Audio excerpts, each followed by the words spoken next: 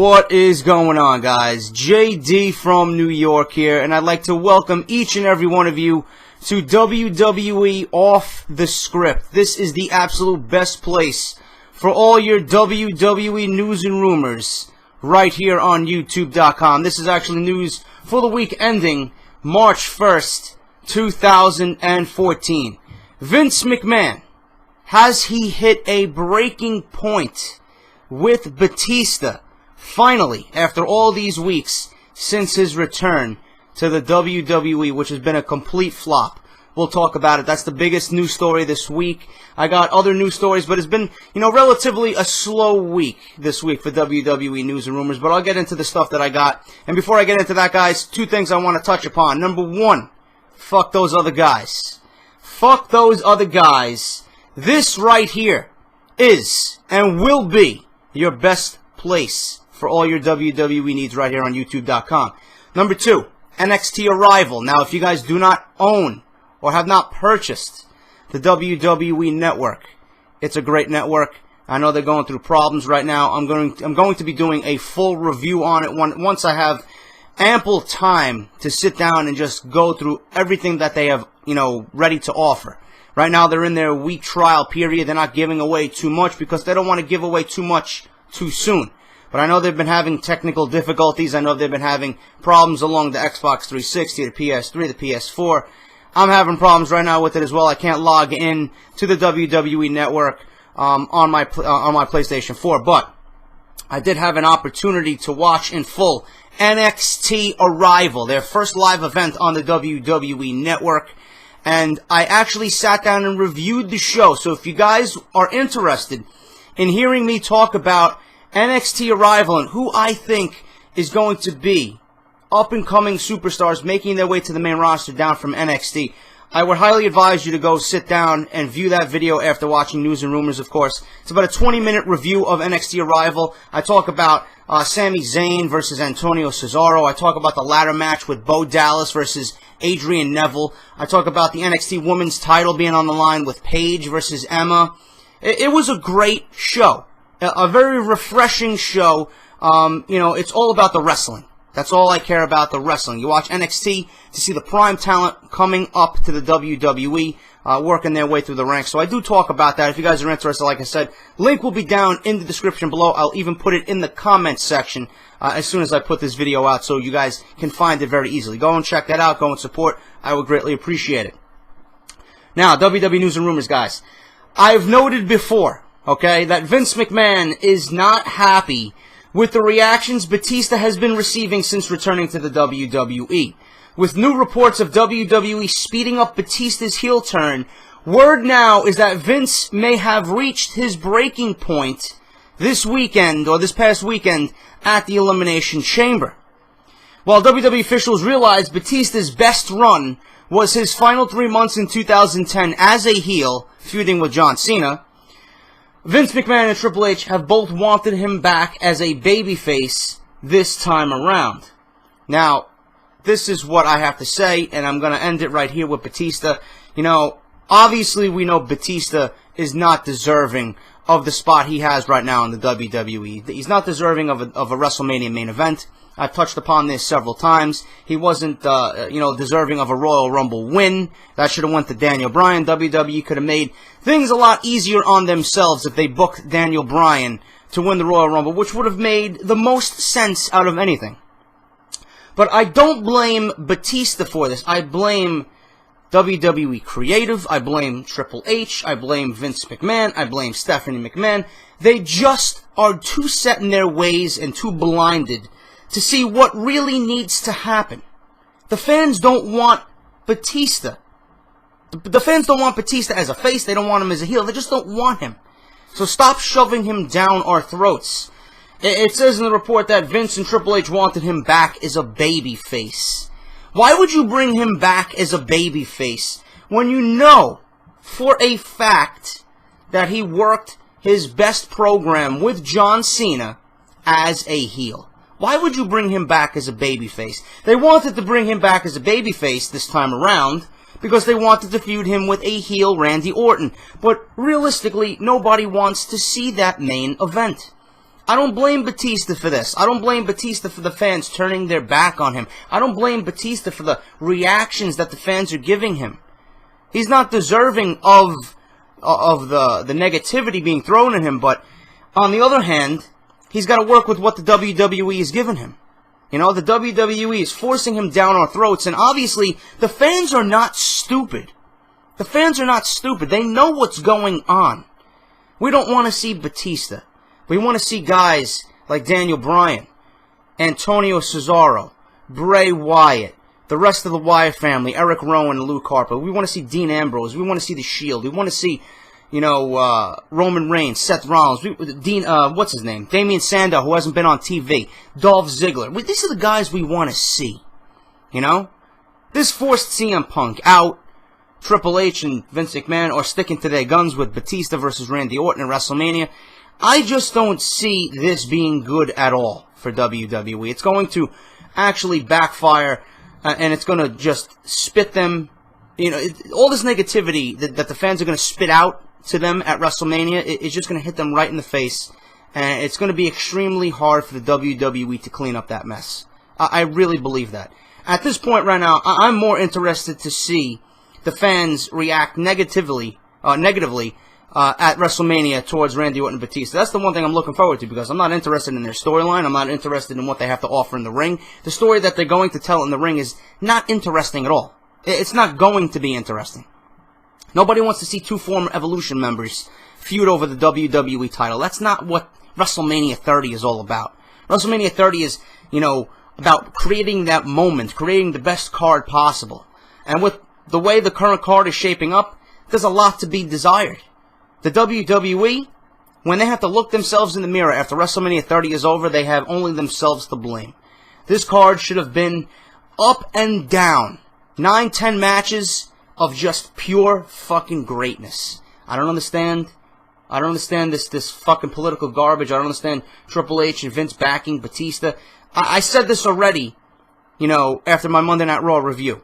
I don't see Batista as a main event player. I don't. Not anymore. He doesn't have the look of a main event player. He doesn't have the in-ring skill as a main event player. All he is a 280-pound, muscle-bound freak because Vince McMahon likes that type of physique. Vince McMahon apparently sees him as this guy that everyone's going to gravitate towards when they think of WrestleMania. Really? No.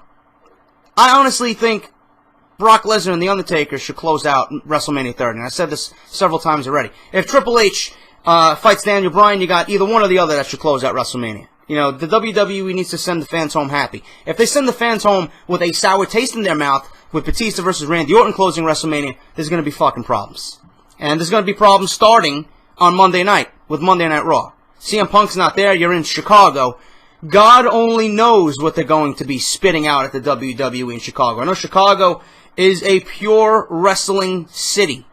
I cannot wait to see the fucking venom and the hate that the Chicago Monday Night Raw crowd is going to unleash on everyone that they have displeasure in. It's going to be absolutely fantastic as a wrestling fan. One of these shows that no one should miss. But that's my thoughts on Batista. You know, he's not a main event player. He should not be in the main event of WrestleMania. I don't care what anyone says. Batista is not that marquee name anymore. This is the year of Daniel Bryan, and I'm not sucking Daniel Bryan's cock because I'm a fanboy. I'm sucking, you know, I'm sucking all this in because the WWE is force-feeding us Batista. You know, and I'm here to spit out the fucking venom and my displeasure towards the product right now because they're doing the wrong thing. They're not going about things the right way. It should have been Daniel Bryan versus John Cena with a passing of the torch. John Cena should have relinquished his face of the company title to Daniel Bryan. Daniel Bryan should be crowned the WWE Championship. Now, Daniel Bryan can still be inserted into the main event for all we know. You know, but right now I see the WWE sticking to their guns, going with Triple H versus Daniel Bryan and Randy Orton versus Batista at WrestleMania, but that's not something we want to see. We want to see Daniel Bryan. We as a WWE universe want to see Daniel Bryan capture the WWE Championship because it's been a long time coming. It will be the ultimate payoff. And it's just one of those things that just has to happen. You know, you don't gain all this popularity and garner this kind of reaction week in and week out, and it's getting more popular by the week, and it just goes unnoticed. You know, this is an opportunity that the WWE continues to pass on, and I just don't understand it.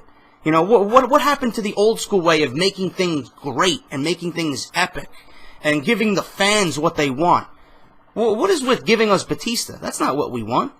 We want that WrestleMania moment with 80,000 fucking people chanting yes at the end of WrestleMania 30. I want to be a satisfied customer when I watch WrestleMania 30, watching Daniel Bryan capture the WWE Championship and going on a CM Punk type run with the title, because he certainly deserves it. But, you know, I could speak about this for fucking hours upon hours and just bore you to tears with it. But this needs to happen. It makes sense to me. Batista doesn't make sense to the WWE Universe. He will never make sense. As long as he's back, he's not going to make sense. That's just my opinion on it. Speaking of the Authority, Vince, Stephanie, and Triple H, WWE has apparently changed plans for the Authority. There is no hint right now of Vince returning for WrestleMania 30, and Stephanie is no longer announced as one of the co-owners of the company. There was talk for months of bringing Vince back to TV to begin the program against Triple H for control of the WWE, but that appears to be off the table. I don't care. WWE pretty much did themselves in with this whole Authority storyline once they fucking fucked over Daniel Bryan. So having Vince on TV, yes, it would be a little bit better to have Vince back on TV, because it always is. But if he's not going to be on TV, it's not something I'm going to cry about. You know, it's not really necessary. Vince has a lot more problems to worry about, and that's getting the WrestleMania 30 card right before April 6th. There has been some concern about Big E busting open other talent during recent matches. He was spoken to at the Elimination Chamber about busting open Jack Swagger, but there was no real heat on him at that time. Another source notes that there was some concern about Big E busting open other talent during recent matches, and that he was spoken to backstage at the Chamber about busting open Jack Swagger, but at that time, Big E had no real heat and was just spoken to. Producers spoke to Big E about several spots from his match with Cesaro after this past Monday's Raw in Green Bay, specifically dropping Cesaro on his head in the corner, not posting on Cesaro's neutralizer, and not tucking his chin during the Cesaro swing.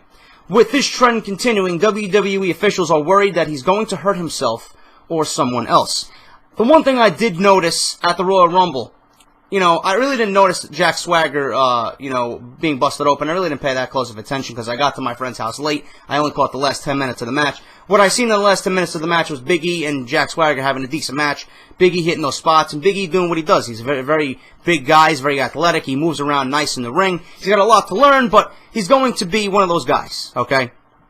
But what I did notice with Cesaro on Monday Night Raw, I did notice that the match was a little bit sloppy. I noticed that he fucked up the neutralizer. I noticed that he fucked up the Cesaro swing. I noticed he dropped Cesaro on his head in the corner. I noticed all that while watching Monday Night Raw. And that's something Big E really needs to work on, you know. That is very worrisome for WWE. You don't want someone his size going out there being careless, especially with someone who's going to be having a major role in the WWE like Cesaro in 2014. You don't want him going out there hurting people. He really needs to know what he's doing in the ring, and it just goes to show you Big E is not fully developed yet. He's not fully developed as an in-ring talent. He is very green, as what they say in WWE lingo. He's very green in the ring. He's still learning. It's like he's learning along the way. They put him in the ring. They put him with the IC strap. They put the IC strap around his waist. And he's just learning on the go. You know, the WWE right now, you know, they have guys that they can, you know, mold into great superstars like Bray Wyatt and The Shield and the Wyatt family. These guys know what they're doing. These guys are seasoned. You know, Seth Rollins and Dean Ambrose. These guys are seasoned veterans in the independent scene. They've been doing this forever. You know, Bray Wyatt knows what he's doing. Someone like Big E hasn't really had any other outlet besides NXT. He was the NXT champion at one point, and then they brought him up to the main roster to be a bodyguard for Dolph Ziggler, and now he's the IC champion, and you can tell he's still maturing in the ring. You know, it's a work in progress, and Big E really needs to tone it down. He's friends with John Cena behind the scenes. You know, he's got to work with John Cena and just rectify these mistakes. You know, this is the first time I've seen Big E actually, you know, fuck up. So it's going to be a learning experience for him, but he really can't be going out there and risking injury to these top-level guys. He really can't do that. You know, he'll be in the doghouse forever. You know, you don't want to go out there and injure a Cena. You don't want to go out there and injure a Cesaro or a member of the Shield or the Wyatt family. You don't want to do that. So Big E really needs to calm down, do what he's got to do, and just be careful in the ring. That's the last thing we need is someone breaking their fucking neck on Monday Night Raw because of Big E's carelessness. But We'll see how that develops over the weeks to come with Big E. I'll be keeping an eye on that for sure. What else do I got here? It's not often that you hear a story about Brock Lesnar, this report says, about being openly praised backstage after Monday Night Raw, but WWE officials heavily put him over following this past Monday's Raw in Green Bay for the way he sold The Undertaker's chokeslam through the table. A source commented that Lesnar helped end the night on a high note by making Taker look very dominating. It was a great spot. It was a great way to kick off WrestleMania season, to have Monday Night Raw close with The Undertaker and Brock Lesnar. Now, the whole pen thing was nicely done. Stabbing the pen in his hand. The chokeslam was nicely done. I have my reservations about The Undertaker and Lesnar. I know Lesnar likes to be a little stiff in the ring. Can The Undertaker handle that? What kind of match are they going to produce? What kind of match are they going to book together and script together down in Texas while they have some time together? We don't know. You know, all I know is that this is a very anticipated match. Probably going to be the match of the night at WrestleMania.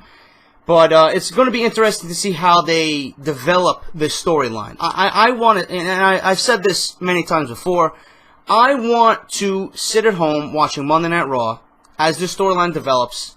I want to make believe Brock Lesnar has a legitimate shot at being a threat to end the streak, even though we know he's not.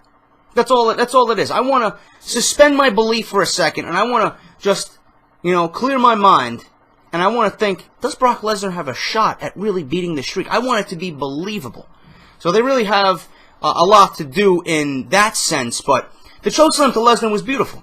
It does nothing damaging to Lesnar's character. This is something Lesnar can come back from like that. He's not going to be, hurt character-wise in this. It's The Undertaker, for crying out loud. The Undertaker can do that to anyone and, look dominating. It's especially impressive that it's against Brock Lesnar, but Brock Lesnar's at a level of a superstar right now in the WWE that he can bounce back from that. I know he's going to bounce back. He's supposed to be on Monday Night Raw from Chicago. Heyman and Lesnar are supposed to confront or talk about The Undertaker and last week's happenings. It's going to be interesting to see. And with Paul Heyman mixed into all this, I'm sure he's going to have input on the WWE main event, I'm calling it, because it really is the main event at WrestleMania. I'm sure he's going to have some input on how the match is scripted. I'm sure he's going to be whispering in Brock's ear. I'm sure he's going to be down there with The Undertaker scripting out this match. It's going to be a great match. It's going to be something to look forward to. I'm genuinely excited. Probably the only thing I'm genuinely excited about at WrestleMania right now is The Undertaker versus Brock Lesnar. All members of the Wyatt family and the Shield were praised and received rave reviews backstage following their six-man tag match at the Elimination Chamber. One of the best matches of the year, probably going to end up being the match of the year.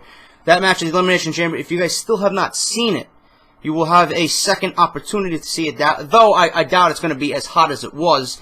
Who knows? It may be as hot as the Elimination Chamber in Minneapolis, since we're going to be in Chicago, but these six men are going to collide once again on Monday Night Raw in Chicago Monday night, so look forward to that. It's going to be the Wyatts versus the Shield in a rematch, but the match at Elimination Chamber was absolutely off the charts amazing. One of those matches you sit down and watch, and you just think to yourself, you know what, this is why I'm a fucking wrestling fan. They're going to go at it on Monday Night Raw again. One source said that they were calling it amazing. Word is that Vince McMahon loves the fact that all members of the Shield are going to do great once the group splits, and they are all on their own. Ambrose, Rollins, and Reigns are going to have phenomenal careers, and I can't wait to sit down and watch each of them blossom into single superstars. They're all going to be fantastic. Rollins is coming into his own on the mic. He was amazing in the six-man tag. Ambrose is going to be unbelievable. He's just got that character where you're just going to, drop everything you're doing just to see Ambrose talk and Ambrose wrestle, because he is that good. And Roman Reigns, obviously, we know is going to be special. He's getting better week after week after week. He looks great in the ring, except for Bray Wyatt on Monday Night Raw. I don't know what the crowd did. They fucked up that match. I don't know who produced that match. It was slow-paced. It was a complete opposite to what they did at the Elimination Chamber the night before. It was very slow-paced, and that's not the pace those guys want to be going at. Roman Reigns is an intense guy. He's got the speed, and he's got that physique where he can go at a fast-paced match. Same thing with Bray Wyatt, but the match was just slow and very dragged out. It wasn't really good for television on Monday Night Raw. So hopefully they can rectify that on this coming Raw from Chicago. You got the Shield versus the Wyatt family, 6-man tag, going to be great. Hopefully the Chicago crowd gives them the love that they deserve, because the Green Bay crowd just shit all over Bray Wyatt versus Roman Reigns, and I was actually pissed that they had them kind of reactions from the crowd. That's not something you guys need to be doing. And those are the kind of wrestling fans that deserve, you know, the fucking Batista versus Randy Orton main event. Those are the fucking fans that deserve shit shows because of fans like that. You know, Green Bay and that whole, you know, section of the United States, you know, they're not really that big into wrestling. It's more football up there. You know, if it's not John Cena or The Undertaker or Daniel Bryan, you know, HBK, the big names, then, you know, they're not going to shit all over it. But, you know, someone like Bray Wyatt and Roman Reigns, for some reason, they shit all over the match. But I was pissed off that I had to hear that. Hopefully, like I said, the Chicago crowd treats them with some love and respect, and we get a great match on Monday Night Raw. What else do I have here? I've noted before that the WWE had planned to do a tag title switch. I knew it was going to be either the tag title or the Divas title. In this report, it said the tag titles were supposed to switch on Monday's Raw from Green Bay, but obviously that never happened. It is expected that they plan to do a tag team title switch, but they obviously had to rush the Usos versus the New Age Outlaws and the match that took place. Word going around backstage is that the WWE now wants to wait till WrestleMania 30 to put the belts on the Usos. Where am I? I just lost my place. To put the belts on the Usos, but the plan right now is to give the Usos their first title run at WrestleMania 30. No word if the Outlaws will drop the belts before then. There's been some speculation of a multi-team match for the belts at WrestleMania 30. This is nothing new. This was expected. You can see it the way the storyline is forming, and I said this for a few weeks now. I do expect the Usos to capture the WWE Tag Team titles at WrestleMania, so do not be surprised when it happens. You heard it here first. Word coming out of this week's WWE tapings is that Alexander Rusev won't debut in the ring until right after WrestleMania 30. Rusev worked the 30-man Royal Rumble match this year, but has not been in singles competition on the main roster since then. He looks very impressive. I look forward to seeing him in the ring, too. He's another one of those big, athletic guys. He looks kind of green in the ring, but from what I see, he's got a great physique. He's got a great look. Hopefully that translates into TV, and hopefully the WWE creative knows what to do with someone like that, because more times than not, them kind of guys get lost in the shuffle, and then they don't know who to feud them with, and, you know, they just have a bad theme song, or their character is not well received by the WWE crowd. So hopefully everything works out for Rusev. I do want to see him succeed. I like his look. So hopefully good things are to come for Alexander Rusev. What else do I got here? WWE issued a statement on Tuesday saying that most of their on-demand streaming issues for the WWE Network would be fixed by 6 p.m. Sometime on Wednesday afternoon. This was this week. Much of the same issues with on-demand streaming are still going on as of this morning. We heard from a customer this morning that was told by the network, their customer service center, that the Xbox 360 and PlayStation 4 issues won't be resolved for a few days. The same customer service rep said the issues with streaming pay-per-views will not be resolved for a few days. We've also heard from customers who report they were hung up on when talking to network customer service reps. Regarding the customer service call center that we mentioned yesterday, this report says, one fan was told by a rep that it's located in Manila, the capital of the Philippines. F4W Online reports that people within WWE close to the network note that if you want to watch WrestleMania 30, you should sign up for the network right now, long before the day of the show, because things will be hectic on the day of WrestleMania. Now, the one thing that bothered me here is that the customer service center is located in Manila, Philippines. Really? What happened to being in the good old United States?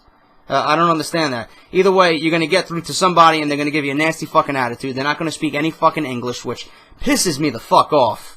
And just to hear that these people were hung up on because of issues that they had, WWE took people's money and didn't even give them a free trial. They just took $9.99 in some cases. I know I signed up for the network because I'm gonna want the network indefinitely. So, you know, I didn't have a problem giving them my $9.99, but, you know, the issues need to be resolved relatively quick. It can't linger on.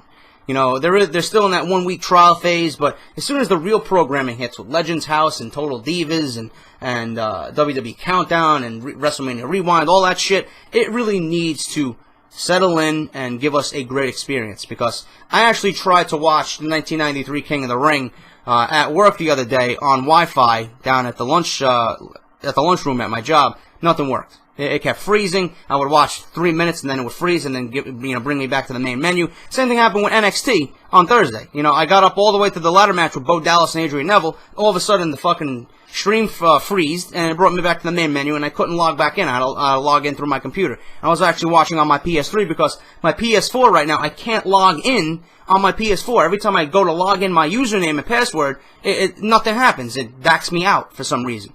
But the WWE Network right now is, is struggling. It's got some flaws. Hopefully it's all worked out pretty soon.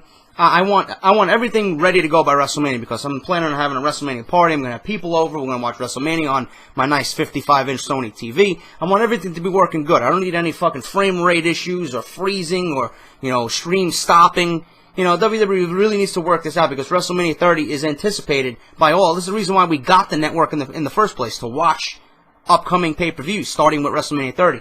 So hopefully everything works out, WWE gets this under control, and we can have a nice experience for the WWE Network. And I will be reviewing the network pretty soon on Behind the Mic, my next episode of Behind the Mic, so stay tuned for that. I will let you guys know. Finally, guys, I'm going to end with John Cena. Everybody was asking me, JD, is John Cena's injury real? I talked about this on my Monday Night Raw review. Link is down below. I noted before on Monday Night Raw review, and multiple sources have confirmed that John Cena's knee injury at Raw this week was part of an angle with the Wyatt family. The angle was done to play into Cena's match with Bray Wyatt at WrestleMania 30, and also to explain why Cena did not run back out later during Bray Wyatt's match against Roman Reigns. There is still a lot of speculation among fans that Cena really is injured, especially after the photo of John Cena that was floating around on the internet of his kneecap. It really did look bad. I initially thought he injured himself because he signaled over to the timekeeper's desk on Monday Night Raw. But regarding the injury angle at Monday Night Raw with John Cena, many fans noted they saw crew members wheeling a stretcher next to the stage before the segment began. PW Insider reports that the injury angle was scripted into the show in the final script before Monday Night Raw even hit the air. So there you go, folks. John Cena is not hurt. He is 100%. He's ready to go. He will be at WrestleMania fighting Bray Wyatt one-on-one. Do not worry, you John Cena fans out there. I know some of you John Cena haters don't care for him, and I don't want to see the man hurt. But it did look pretty real on Monday Night Raw. I thought it was real. I asked you guys on Twitter if it was real. The pictures I seen looked real. But all in all, John Cena's a great actor. John Cena's a great actor. Bray Wyatt did his thing. I thought the way Bray Wyatt portrayed himself by holding the Wyatt family back on Monday Night Raw really spoke to me as well. Everything was just beautifully scripted, beautifully done. It got the crowd talking. It was one of those moments that got everyone talking. Is Cena hurt? What happened? Is he going to be okay for WrestleMania? And the angle did its job. You got 6 weeks till WrestleMania. How are you going to have John Cena versus Bray Wyatt at WrestleMania for 6 weeks? They got to do something in between to suspend a couple of weeks. Because right now, do we even know why Bray Wyatt is attacking John Cena? Does it even make sense, storyline-wise? To me, it don't. All Bray Wyatt has said is that, John Cena is the leader of the people and that the people in society today are nothing but a virus. He's one of those heroes. He's their knight in shining armor, and he wants to take down that knight in shining armor. But other than that, why is he attacking John Cena? We still don't have a legitimate reason. So, as of right now, this storyline to me doesn't make sense, but in the end, I'm sure it's going to make a great match. I honestly think it's going to be a great match at WrestleMania 30. It's going to be, a greatly contested match between Bray Wyatt and John Cena. John Cena's going to bring it at WrestleMania. Bray Wyatt, his first WrestleMania, he's going to go all out, going to want to, shock the crowd. But why are they fighting? Why are they fighting at WrestleMania? Still, we don't know. And this is the thing I talk about. WWE Creative doesn't know what the fuck they're doing. Everything needs to make sense. That's one of the things that don't make sense. Just like Daniel Bryan, why he didn't win the Royal Rumble. That doesn't make sense. Why isn't Daniel Bryan in the WWE Championship match at WrestleMania? That doesn't make sense. Why is CM Punk walking out? That doesn't make sense. Everything right now during WrestleMania season just doesn't make sense. Except for Brock Lesnar versus The Undertaker. That's the only solid idea right now. Because that match has been brewing for a couple of years now. And this is something The Undertaker wanted for a few years now. But, all in all, it's going to be quite interesting to see. We'll find out what's going on with John Cena on Monday Night Raw. Thank you for joining me for News and Rumors, guys. I hope you enjoyed this week's episode on Off The Script, News and Rumors, WWE. But like I said, guys, if you missed my NXT Arrival review, link is down below. Please go check that out. I know you guys aren't familiar with me talking about NXT, but if you're into that kind of thing, and if you're familiar with the NXT product, it's an interesting listen, alright? But other than that, guys, I will see you all after Monday Night Raw in Chicago. Going to be quite the interesting week for WWE. I'll talk about it on Tuesday for my Monday Night Raw review, guys. Until then, take care, and I'll talk to you all very soon.